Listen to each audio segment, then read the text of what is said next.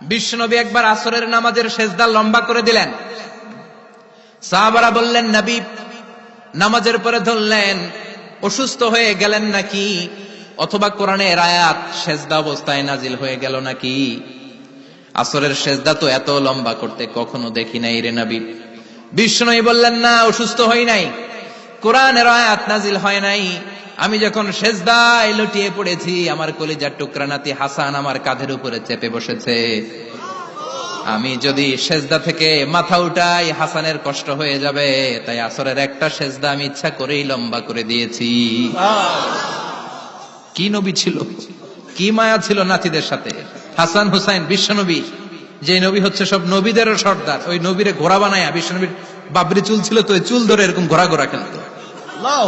বিশ্বনবীর কাঁধে বসে বিশ্বনবীর বাবরি চুল টেনে টেনে কয়, এটা আমার ঘোড়া। হাসান হুসাইনের গায়ের এমন কোন জায়গা নাই যে জায়গায় বিশ্বনবী চুমা দেয় নাই। আর বলতেন, রাইহানা চাইনি ফিদ দুনিয়া, হাসান আর হুসাইন হলো আমার দুনিয়ার সুগন্ধি। সাইয়্যিদা শাবাবি আহলিল জান্নাহ, জান্নাতীরা আপনারা যারা জান্নাতে যাবেন, আপনাদের সামনে দুইটা পতাকা থাকবে, একটা থাকবে হাসানের হাতে আর একটা হুসাইনের হাতে। বিশ্বনবী মসজিদে নববীতে জুমার খুতবা দিচ্ছেন, হঠাৎ হাসান আর হুসাইন লাল দুইটা জামা পরে কাতারের মধ্যে দৌড়াদৌড়ি শুরু করলেন। বিশ্বনবী খুতবা থামিয়ে দিলেন, মিম্বার থেকে নেমে হাসান হুসাইনকে দুই হাতে টানতে টানতে মিম্বারের উপরে নিয়ে আসলেন, যাতে মুসল্লিদের ডিস্টার্ব না হয়ে যায়। হাসানকে ডান হাতে ধরে, হুসাইনকে বা হাতে ধরে বাকি খুতবাটা বিশ্বনবী তখন শেষ করলে। 500টা খুতবা দিয়েছেন। কয়টা? চিল্লায় বলেন, কয়টা? আবার বিশ্বনবী জুমার খুতবা দিতে দাঁড়ালেন। এক সাহাবী এসে বসে বলল, বিশ্বনবী বললেন, কুম, দাঁড়াও, 2 রাকাত পড়ছো? সাহাবী কয়, না, পড়ি নাই। বিশ্বনবী বললেন, ইরকা রাকাতান, 2 রাকাত পড়ো। সাহাবী 2 রাকাত পড়া শুরু করলেন, বিশ্বনবী আবার খুতবা দেওয়া শুরু করলেন। খুতবার নিরবিচ্ছিন্নতাকে ভঙ্গ করে বিশ্বনবী তাকে দাঁড়াতে বললেন, 2 রাকাত নামাজ পড়তে বললেন। তার মানে খতিব সাহেব মন গড়া শুধু খুতবা দিয়ে যায় না, ডানে বায়ে কোথায় কি হচ্ছে সবকিছু নজরে রেখে, কন্ট্রোলে রেখে, সামাজিক সব সমস্যার কথাগুলো তুলে ধরে অসামাজিক কার্যকলাপের বিরুদ্ধে হুঙ্কার দিয়ে জুমার প্ল্যাটফর্মটাকে শক্তিশালী করাই হচ্ছে একজনের খতিবের দায়িত্ব। চিল্লা এখন ঠিক কিনা? এ কাজই করেছেন বিশ্বনবী 500টা খুতবায়।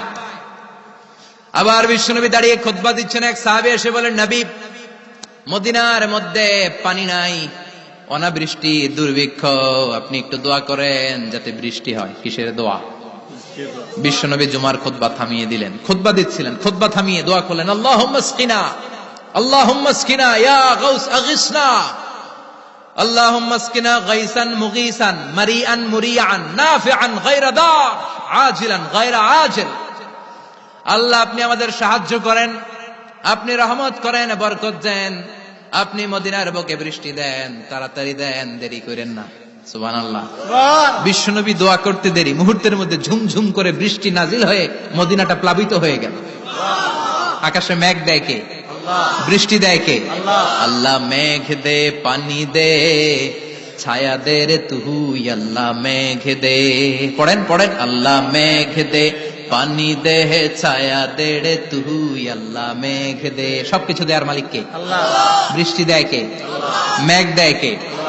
বিশ্বনবীর দোয়ার বরকতে বৃষ্টি নামলো। শুক্রবার বৃষ্টি, শনিবার বৃষ্টি, রবি সোম মঙ্গল বুধ বৃহস্পতি শুক্র, এর পরের শুক্রবার পর্যন্ত টানা বৃষ্টি হলো। কারণ দোয়ার, বৃষ্টির দোয়া করছে, বৃষ্টি বন্ধ আর দোয়া তো করে নাই, চলতেছে। আল্লাহ কাছে নবী চাইছেন, দিতেছি, না করলে থামামু। সুবহানাল্লাহ কইবেন না?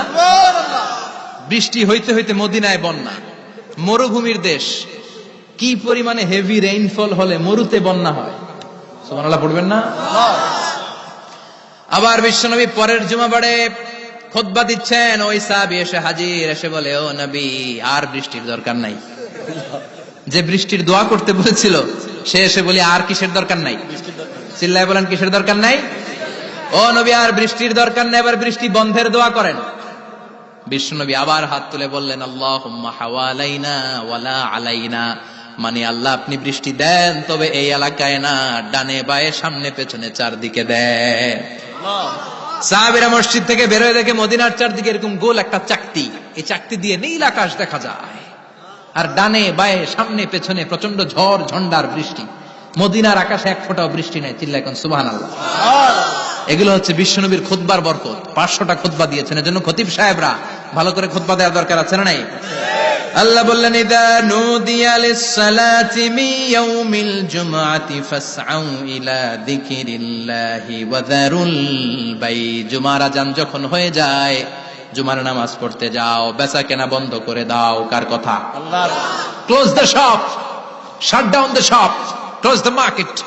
মার্কেট বন্ধ, দোকানের শাটার নামাও, ক্যাশ বক্সে তালা ঝুলাও, ব্যবসা প্রতিষ্ঠান, মার্কেট সবগুলো বন্ধ করে একজনের জিকিরের দিকে ছোটবা। তিনি কে? অল্প 1-1.5 ঘন্টার জন্য যদি ব্যবসা বন্ধ রাখেন, পরে যখন আবার দোকান খুলবেন, জুমার বরকতে ব্যবসা বাড়িয়ে দিতে পারে কে? এরপর আল্লাহ বললেন, ফাইদা কুদিয়াতিস সালাতু ফান্তাশিরু ফিল আরদি ওয়াবতাগু মিন ফাদলিল্লাহ ওয়াযকুরুল্লাহা কাসীরান লাআল্লাকুম তুফলিহুন। যখন নামাজ শেষ হয়ে যায়, ফাইদা কুদিয়াতিস সালাতু ফান্তাশিরু ফিল আরদ, জুমার নামাজ যখন শেষ হয়ে যায়, জামাতের নামাজগুলো যখন শেষ হয়ে যায়, ফান্তাশিরু ফিল আরদ, জমিনে ছড়িয়ে যাও, ওয়াবতাগু মিন ফাদলিল্লাহ, আল্লাহর কাছ থেকে ফজল তালাশ করো, মানে রিজিক তালাশ করো। কার কথা? নামাজ শেষ মসজিদে থাকবেন? কই যাবেন? কথা কোন, জোরে কোন। নামাজের সময় ঢুকবেন কই? নামাজ শেষে যাইবেন কই? আবার বলেন, আজান হলে ঢুকবেন কই? আজান শেষ, নামাজ শেষ, যাবেন কই? কুদিয়াতিস সালাহ ফান্তাশিরু ফিল আরদ, এটা হচ্ছে ইসলামের বিধান। মসজিদে গোল হয়ে বসে থাকার কোনো বিধান নাই। শুধু মুরব্বী যারা, কাজ নাই, ফ্যামিলিরে দেওয়ার কিছু নাই, অবসর সময়, অঢেল সময় মসজিদে বসে তেলাওয়াত করেন, জিকির করেন, সমস্যা নাই। কিন্তু যুবক যারা, নামাজের পরে সমাজকে উপহার দিবা, রাষ্ট্রকে অনেক কিছু উপহার দেওয়ার আছে, তোমার ফ্যামিলির প্রতি অনেক দায়িত্ব আছে, কর্মক্ষম কেউ নামাজের পরে মসজিদে অলস সময় কাটানো যাবে না। বিধানটা কার? ওমর ফারুক মসজিদে নববীর ইমাম, জোহরের নামাজের ইমামতি করলেন, বের হয়ে আসলেন, দেখেন মসজিদের বারান্দায় ইয়ামান থেকে আসা কিছু লোক গোল হয়ে বসে বসে জিকির করে। কি করে? মনোযোগ নাই। কি করে? জিকির করে। উনি চলে গেলেন, আসরের সময় আবার ইমামতিতে আসলেন, আসরের সালাত পড়িয়ে চলে যাচ্ছেন, আবার দেখে গোল হয়ে জিকির করে ওই দল। মাগরিবের নামাজে ইমামতি করলেন, চলে যাওয়ার সময় দেখে সবাই যায়, এরা যায় না, গোল হয়ে বসে বসে জিকির করে আর তাসবিহ পড়ে। এবার ওমর ফারুক বললেন, আসসালামু আলাইকুম। সবাই বলে, ওয়ালাইকুম আসসালাম। মান আনতুম, তোমরা কারা? কয়, নাহনু আল মুতাওয়াক্কিলুনা আলাল্লাহ, আমরা আল্লাহর উপর তাওয়াক্কুল করছি। তো তাওয়াক্কুল করে যে বসে আছো, তোমাদের ফ্যামিলি নাই, ছেলে মেয়ে নাই, দায় দায়িত্ব নাই, সমাজকে উপহার দেওয়ার মতো কিছু নাই, আর তোমরা যে বসে আছো 3টা বেলা, খাইলা কোত্থেকে? না রোজাদার। ইয়ামানি লোকগুলো বলে, না রোজা রাখি নাই, খাইছি।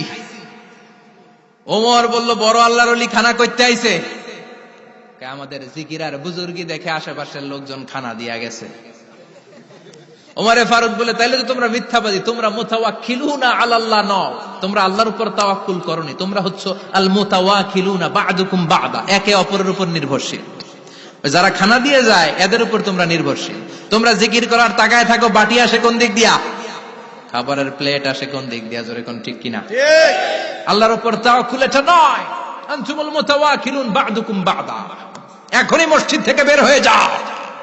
এরপরে কোনদিন নামাজের পর গোল হয়ে বসে থাকতে দেখলে পিটায়া মসজিদ থেকে তাড়াবো। এটা হচ্ছে ইসলামের বিধান। চিল্লা এখন, ঠিক কিনা? ফান্তাশিরু ফিল আরদ। নামাজের পরে কৃষক চলে যাবে মাঠে, ব্যবসায়ী চলে যাবে শপিং মলে, মেম্বার অব দ্য পার্লামেন্ট চলে যাবে সংসদে, সেনা সদস্যরা ঢুকে যাবে ক্যান্টনমেন্টে। চিল্লা এখন, ঠিক কিনা? যার যেখানে দায়িত্ব পালন করার জন্য ছুটো। মসজিদে বসে থাকা যাবে? কোন যুবক মানুষ, কর্মক্ষম মানুষ নামাজের পরে মসজিদে বসে বসে জিকির করা যাবে?